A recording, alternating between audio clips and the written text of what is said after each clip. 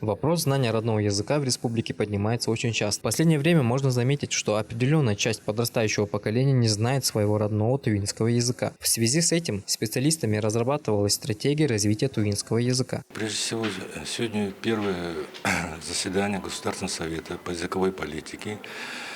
Это плод большой работы, целой, группы ученых инициативной, и наш глава нашей республики Владислав Тавич поддержал. И сегодня мы практически полгода разрабатывали стратегию и, самое главное, план реализации этой стратегии на 10 лет.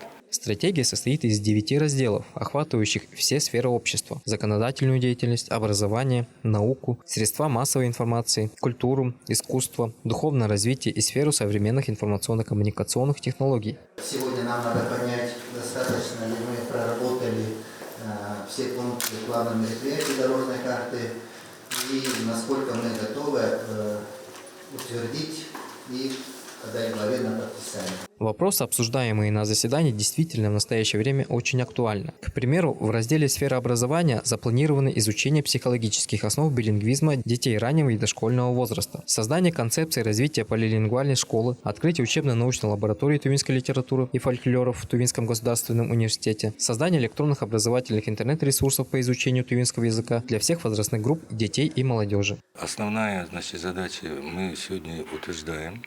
Этот план реализации. И второй этап, буквально мы полгода разработчик просит с тем, чтобы под эту программу мы должны новую государственную программу разработать по развитию тувинского языка.